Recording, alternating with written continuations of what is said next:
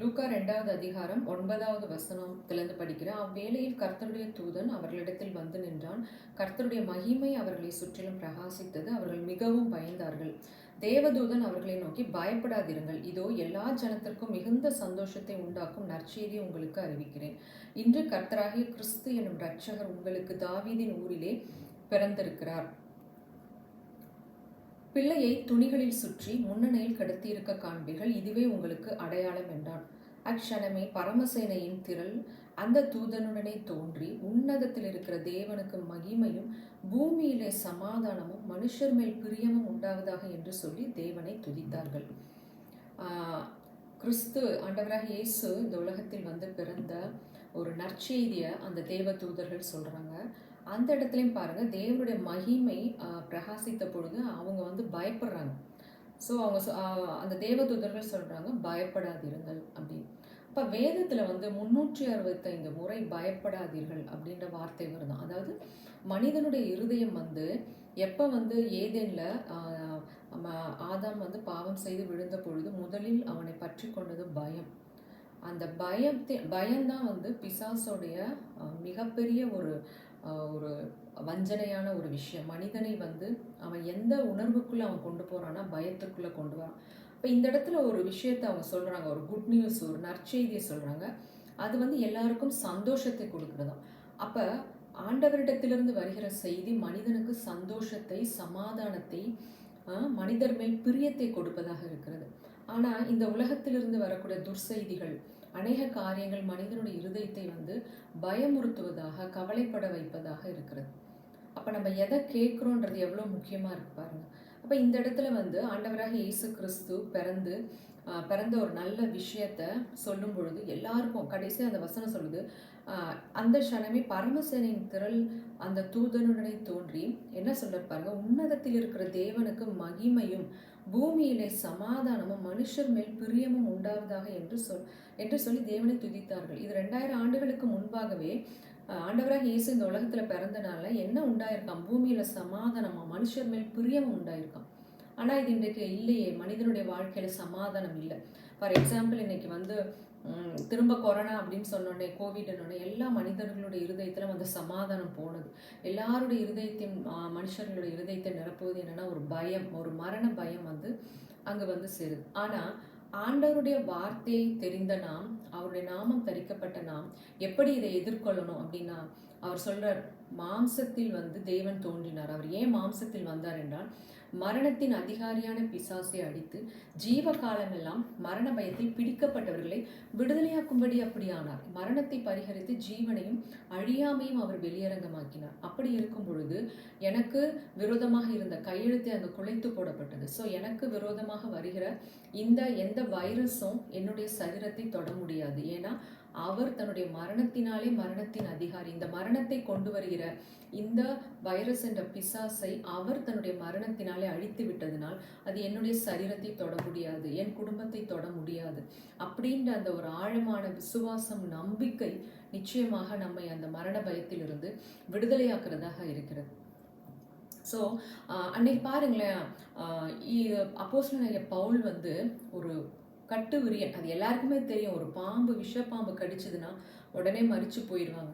So அங்கே இருக்கிறவங்களாம் எதிர்பார்த்துட்டு இருக்காங்க. ஆனால் அவர் ஒரு பூச்சியை தட்டி விட்டுட்டு போகிற மாதிரி போகிறார். எப்படி இது சாத்தியமாச்சு? அப்போ அவருடைய இருதயத்தில் அவர் சொல்கிற மாதிரி, நீ வாழ்வது நான் அல்ல, கிறிஸ்துவே என்னில் வாழ்கிறார் அப்படின்னு சொல்கிறார். அப்போ அந்த வார்த்தை அவருக்குள் வருகிறது என்றால் நிச்சயமாக அவருடைய ஆத்துமாவில், உள்ளத்தின் ஆழத்தில் அந்த எண்ணம் நிறைந்திருக்கிறது. ஸோ அந்த ஆத்துமா அந்த வார்த்தையில் சிறப்பட்டதுனால, ஸோ அவருடைய அந்த சப்கான்ஷியஸ்லேயும் போய் அது பதிஞ்சிருக்கு. ஸோ நான் வாழ்வது நான் இல்லை, கிறிஸ்து தான் என்னில் வாழ்கிறார்.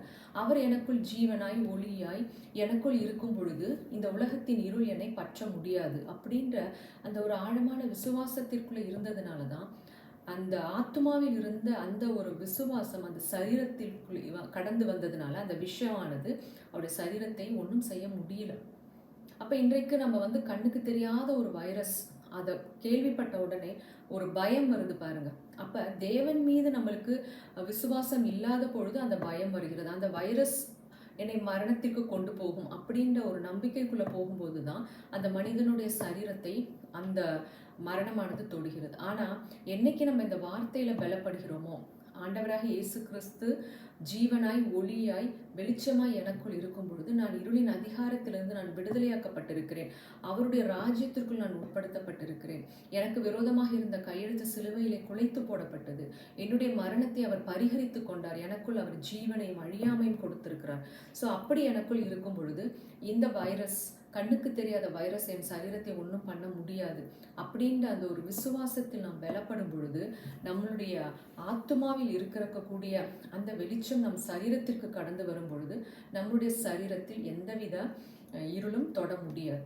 அப்போ இன்றைக்கு நாம் அதிகமாய் பேச வேண்டியது, அதிகமாக யோசிக்க வேண்டியது வார்த்தையாக இயேசுவை. அவர் சகலவற்றையும் செய்து முடித்தவராய் அந்த சிலுவையில் வெற்றி சிறந்தார். அவர் ஜெயம் கொண்டு விட்டார். நாமம் ஜெயம் எடுக்கும்படி தான் அவர் காத்து கொண்டிருக்கிறார். ஸோ அப்படி அவர் நாமம் தரிக்கப்பட்ட பிள்ளைகளாக நாம் இந்த உலகத்தின் காரியங்களுக்கு பயந்து கொண்டிருப்பது அவருக்கு விருப்பமே கிடையாது. ஸோ இன்றைக்கு பயம் என்ற ஒரு மிகப்பெரிய அது ஒரு விஷமாக இருக்குது. பார்த்தீங்கன்னா சின்ன பிள்ளையிலேருந்து, அது எல்கேஜி போகிற பிள்ளையான கூட அதுக்கு ஒரு பயம் இருக்குது. வாலிபர்கள்லேருந்து முதியவர்கள் வரை எல்லாருக்கும் எதையோ குறித்து, ஃபினான்ஸை குறிச்சிருக்கலாம், ஹெல்த்தை குறிச்சிருக்கலாம், வியாதியை குறிச்சிருக்கலாம், தங்களுடைய ஸ்டடீஸை குறிச்சிருக்கலாம், வேலை. அப்போ இந்த பயமானது மனிதனை இன்னும் பலவீனப்படுத்தி அவனை பலவித இருளுக்குள் கொண்டு போகிறது. ஆனால் என்றைக்கு நம்ம வார்த்தையாக இயேசுவை நம் இருதயத்தில் ஆழமாய் பதித்து கொள்ளும் பொழுது, நம்முடைய ஆத்தும நேசரை நாம் பற்றி கொள்ளும் பொழுது, அவருடைய அன்பினாலும் நேசத்தினாலும் அவருடைய வல்லமையினாலும் அவருடைய வார்த்தையினாலும் நம் இருதயத்தை நிரப்பும் பொழுது நம்முடைய ஆத்துமா செழிப்பாகிறது. ஸோ உன் ஆத்துமா வாழ்வது போல் எல்லாவற்றிலும் சுகமாய் வாழ்ந்துரு என்ற வார்த்தையின்படி நம்ம ஆத்துமா எந்த அளவுக்கு ஆத்தும நேசரை பற்றி கொள்கிறதோ அந்த அளவுக்கு நம்ம ஆத்துமா செழிப்பாகிறது. ஸோ செழிப்படைந்த ஆத்துமா என்ன பண்ணுதுன்னா, ஆவியில் இருக்கக்கூடிய அத்தனை ஆசீர்வாதங்களையும் நம் சரீரத்திற்கு கொண்டு வருகிறது. அப்போ இந்த ஆத்துமா, இந்த மனது உலக கவலைகளிலும் உலக செய்திகளினாலும் நிரப்பப்படும் பொழுது அது ஒரு பயத்திற்குள் கடந்து செல்கிறது. அப்போ ஆவியில் இருக்கிற ஆசீர்வாதங்கள் சரீரத்திற்கு கடந்து வர முடியல. அப்போ கிறிஸ்துவுக்குள் உன்னதங்களிலே நம்ம ஆவிக்குரிய சகல ஆசீர்வாதங்களினாலும் ஆசீர்வதிக்கப்பட்டிருக்கிறோம்.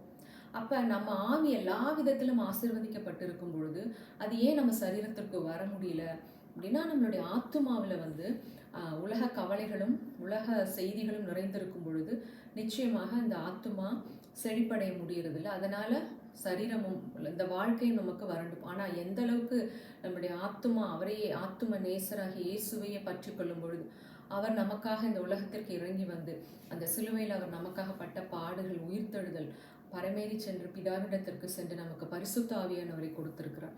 ஸோ எவ்வளோ மேலான நன்மைகளை நமக்கு கொடுத்து நம்மை அவரோட உன்னதத்தில் அவரோடு அவரருகில் அமர வைத்து அழகு பார்க்கும் அந்த நல்ல தேவனை ஆராய்ந்து பார்க்கும் பொழுது நிச்சயமாக இந்த வாழ்க்கை ஒரு மறுரூபம் அடைந்த வாழ்க்கையாக இருக்கும். நாம் பயப்படுவதற்காக அழைக்கப்படவில்லை, அவருக்குள் எப்பொழுதும் சந்தோஷமாக இருக்கும்படி தான் நம்ம அழைக்கப்பட்டிருக்கிறோம்.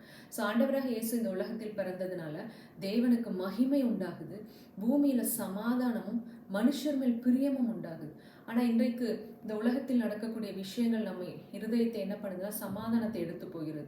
ஆனால் தேவனிடத்தில் இருந்து வருகிற அந்த வார்த்தை வெளிச்சத்தினால் நம் இருதயம் நிரம்பும் பொழுது அது நமக்கு சமாதானத்தை, சந்தோஷத்தை, மற்றவர்கள் மீது பிரியத்தை நமக்கு கொடுப்பதாக இருக்கிறது. ஸோ எத்தனை நல்ல தேவன் நம்மை தேடி நாம் அவரை நோக்கி போக முடியல, ஏன்னா நாம் விழுந்து போனோம், பாதாளத்தில் கிடந்தோம். ஆனால் அந்த பாதாளத்திற்கு இறங்கி நம்மை போல இறங்கி அவருடைய ரத்தத்தை கொடுத்து நம்மை கழுவி மீட்டு எடுத்து தூக்கி அவர் அருகில் அமர வைத்து நமக்கு பரிசுத்த ஆவியை கொடுத்து எப்பொழுதும் நம்மை அவருக்குள் சந்தோஷமா இருக்கும்படியாக அவர் நம்மை அழைத்திருக்கும் பொழுது இந்த வாழ்க்கையை நாம் சரீரத்தினாலும் ஆவியினாலும் அவரை மகிமைப்படுத்துவது தான் அவருக்கு பிரியமா இருக்கு. கிரயத்துக்குள் அப்போ இப்படிப்பட்ட ஒரு பெரிய கிரயத்தை கொடுத்து நம்ம வாங்கியிருக்கிறாரு அப்படின்னா நம்ம சரீரத்தினாலும் நம்மளுடைய ஆவியினாலும் அவரை மகிமைப்படுத்தும்படி தான் நம்மளை தெரிந்து கொண்டிருக்கிறாராம். அதனால தான் அவர் சொல்ற பாருங்களேன், அதாவது அவர் புதிதும் ஜீவனமுள்ள மார்க்கத்தை நமக்கு தெரியப்படுத்தினார், நமக்காக எப்பொழுதும் பரிந்து பேசக்கூடிய பிரதான ஆசாரியராய் இயேசு கிறிஸ்து நமக்கு இருக்கிறார். அவருடைய மாம்சத்தின் திரை கிழிக்கப்பட்டதாம். ஸோ அதனால நமக்கு புதிதும் ஜீவனும் உள்ள மார்க்கத்தை வெளிப்படுத்தி அந்த மார்க்கத்தினில் நுழைவதற்கு அவர் தன்னுடைய ரத்தத்தினாலே நமக்கு தைரியத்தை கொடுத்திருக்கிறார். ஸோ இத்தனையும் அவர் கொடுத்திருக்கும் பொழுது நம்ம எப்படி இருக்கணுமா? துர்மனசாட்சி நீங்க, அதாவது எந்தவித குற்ற உணர்வும் இல்லாம, எந்தவித கில்ட்டி கான்சியஸும் இல்லாம, எங்க அப்பா எனக்காக இப்படிப்பட்ட ஒரு கிரயத்தை கொடுத்திருக்கும் பொழுது, இப்படிப்பட்ட தைரியத்தை அவருடைய ரத்தத்தினால எனக்கு கொடுக்கும் பொழுது, எனக்காக எப்பொழுதும் அவர் பரிந்து பேசக்கூடிய ஒரு பிரதான ஆசாரியராக எனக்கு இருக்கும் பொழுது, எனக்குள் எந்தவித துர்மனசாட்சியும் கிடையாது. எந்தவித பயமோ குற்ற உணர்வோ பாவ உணர்வோ எனக்கு இல்லை. துர்மனசாட்சி நீங்க சுத்த ஜலத்தால் கழுவப்பட்ட சரீரத்தோடு, பரிசுத்தமுள்ள இருதயத்தோடு, விசுவாசத்தின் பூரண நிச்சயத்தோடு நாம் சேர கடவோம் அப்படின்னு சொல்லப்பட்டிருக்கிறது. அது அங்கே ஒரு கட்டளையாக நம்ம சேர கடவோம் அப்படின்னு இருக்கார். அப்போ அவர் செய்த நன்மைகளை நாம் நினைத்து பார்க்கும் பொழுதுதான் நம்மளுடைய துர்மனசாட்சி நீங்கி போகும். மாறாக மனிதனுடைய கிரியைகளையும் நம்முடைய பலவீனங்களையும் நம்முடைய குற்றங்களையும் திரும்ப திரும்ப அதை யோசித்து நம்மை நாமே சரிப்படுத்தி கொள்ள நினைப்பது என்பது அது முற்றிலும் முடியாத காரியம். ஆனால் எப்போ சிலுவையை நோக்கி பார்த்து, அவர் நமக்காக செய்த நன்மைகளை நோக்கி பார்த்து, அவர் நம்மளுடைய எப்படிப்பட்ட ஒரு மேலான கிரயத்தை கொடுத்து நம்ம ரத்தத்தினால கழுவி அவருடைய மாம்சத்தின் திரையை கிழிக்க ஒப்பு கொடுத்து அப்படிப்பட்ட ஒரு கிரயத்தை கொடுத்து இன்னைக்கு தைரியமா அப்பாட்ட போய் சேரும் அப்படின்னா, அந்த நன்மையை நாம் நோக்கி பார்க்கும் பொழுது நிச்சயமாக நம்மளுடைய மனதில் இருக்கக்கூடிய எல்லாவித பயங்களும் கவலைகளும் குற்ற உணர்வுகளும் நீங்கி போகும். நாம் கழுவப்பட்ட இருதயத்தோடு, பரிசுத்தமுள்ள இருதயத்தோடு, நம் விசுவாசத்தின் பூரண நிச்சயம், அந்த நமக்கு ஒரு விசுவாசம் இருக்கு, அவரோடு நாம் நித்தியத்திற்கும் அவரோடு இருப்போம். இங்க இருந்தாலும் சரி, மறுமையிலும் இம்மையிலும் நாம் அவரோடு தான் இருப்போம். நம்முடைய ஜீவன் அவரோடு தான் இருக்கு. அவர் நம்மை விட்டு விலகுவதே இல்லை. நிச்சயமா அப்படிப்பட்ட ஒரு பூரண நிச்சயத்தோடு நாம் சேர கடவோம் அப்படின்னு சொல்லப்பட்டிருக்கு.